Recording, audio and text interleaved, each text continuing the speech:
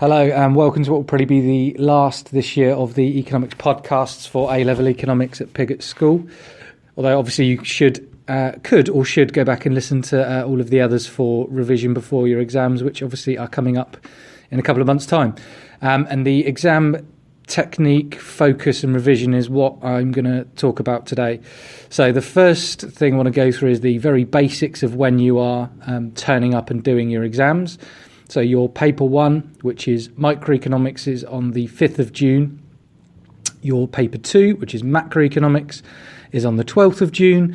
And your paper 3, which is a mix of micro and macroeconomics and the only one with multiple choice in, is on the 15th of June. So your macro and your paper 3 are in the same week, one on the Tuesday, one on the Friday.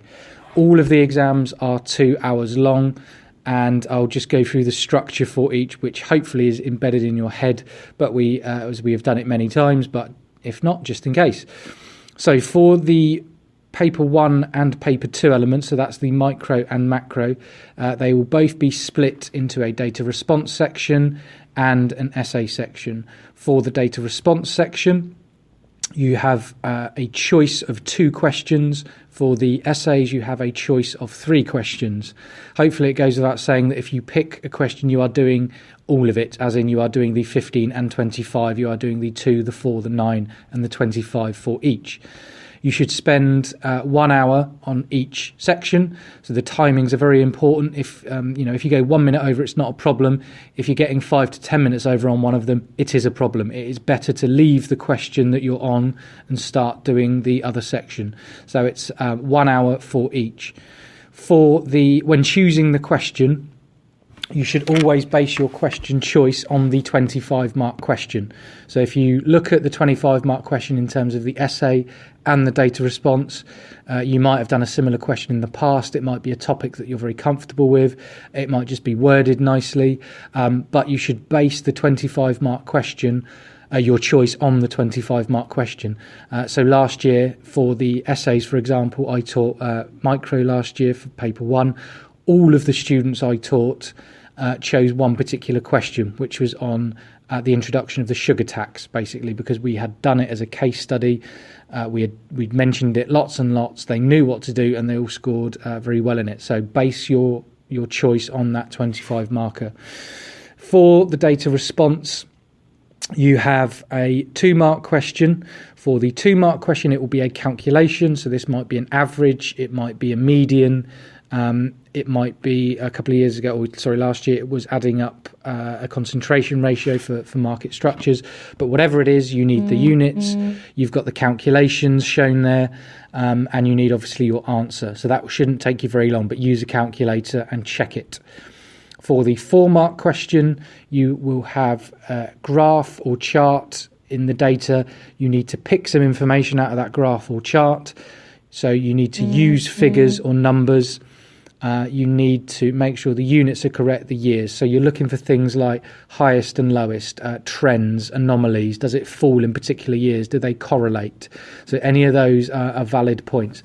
And then the mark that people often miss, so make an economic comment, link it to economic theory. Does it show that it's a demerit good? Does it show that savings is on the way down? And link it to the British economy if it's macro, for example.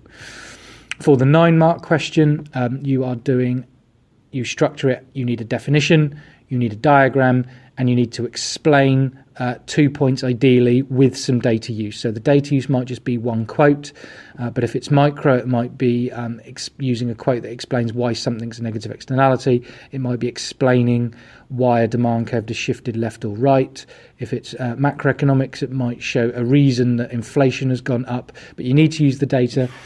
The definition should come from probably the question, if not something that is obviously linked to it. It's not a random definition, but something that is linked to the question. And you need to explain what is happening. So answer the question, what is actually happening there. And with the diagram, check elasticities for micro, check labelling carefully, equilibriums, etc. Nothing annoys examiners more than badly labelled diagrams or incorrectly labelled diagrams.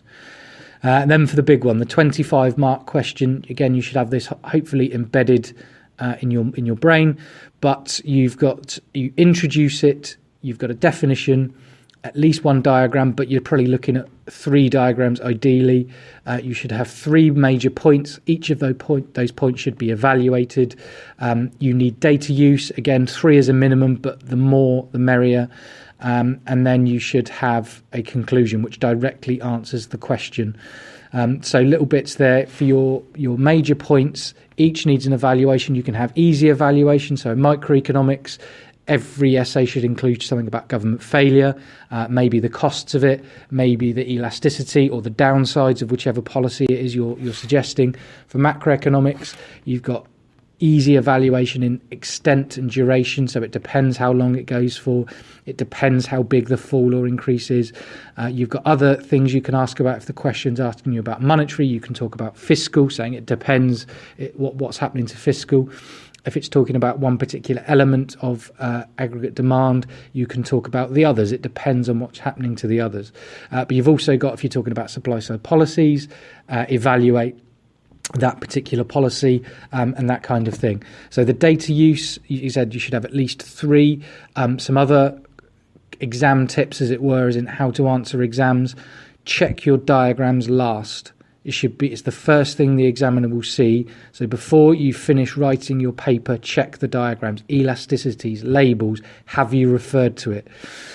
You should use paragraphs, so use as much space as you want, space out your work, try and keep it neat, do each paragraph as a different point, so to make it as easy as possible for the examiner.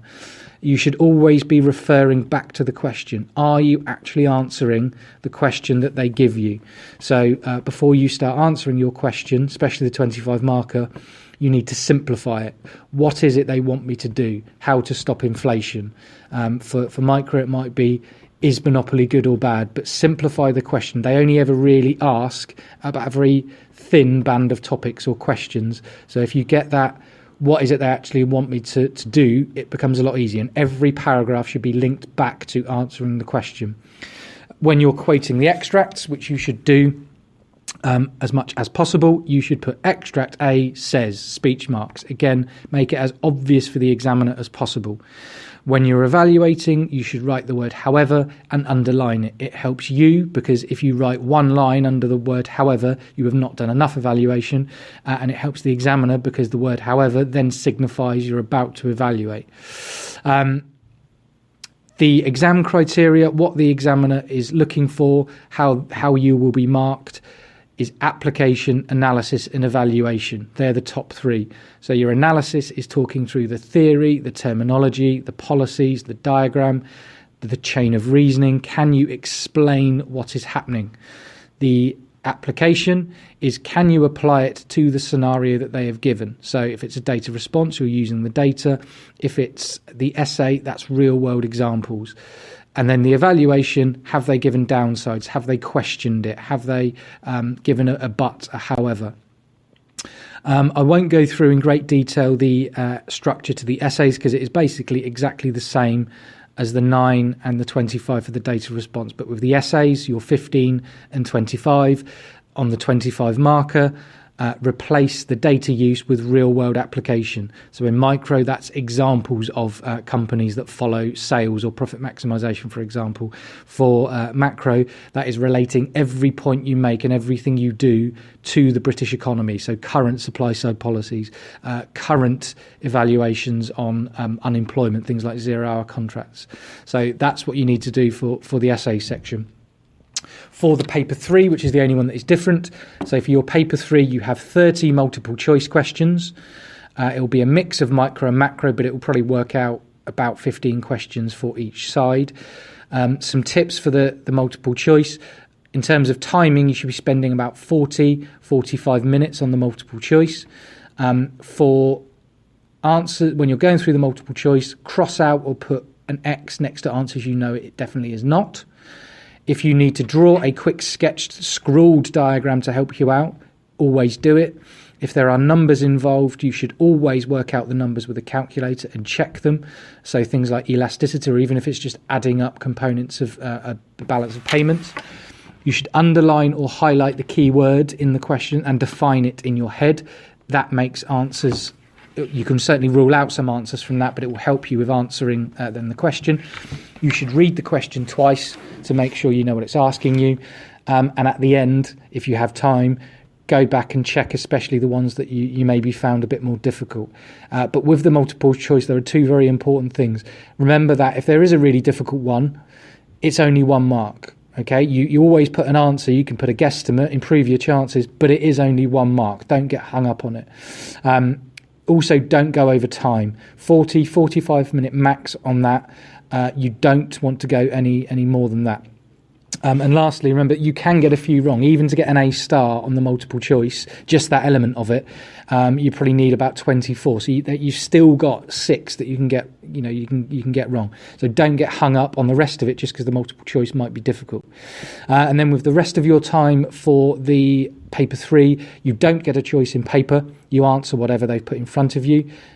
It could be on absolutely anything. So it might be, I've done practices on pensions, the NHS, university funding, the financial markets. Last year was on the closure of the steel plants down in South Wales.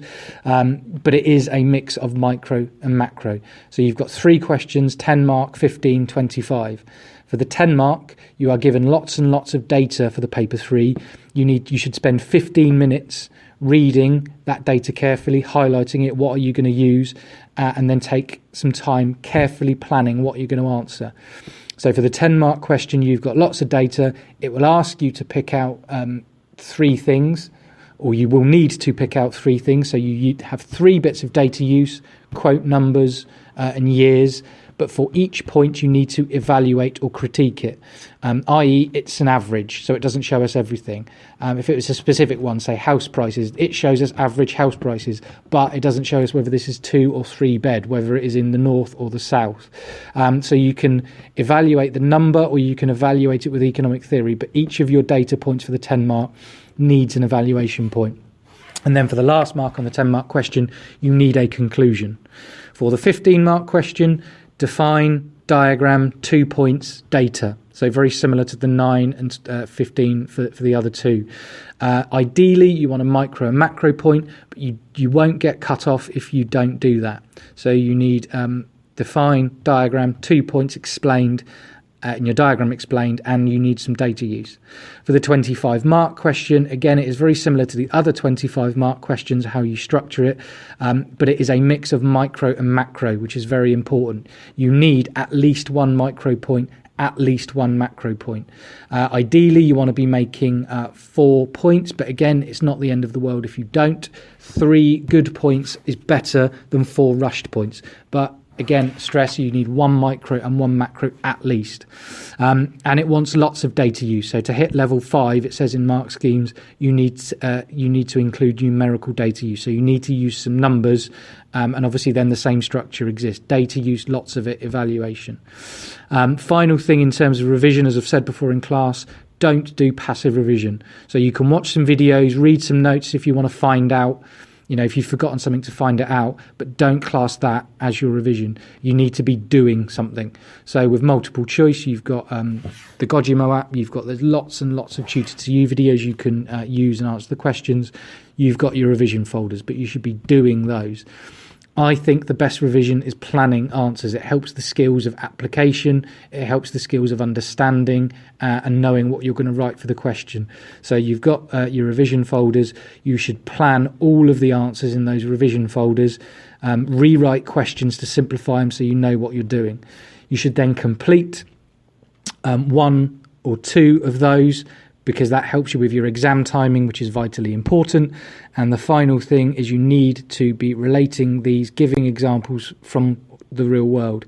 So you need to keep up to date with Scoop It, read the news, read some newspapers, watch the news, because everything will be related to that. Best of luck. Hopefully you'll get the results you want.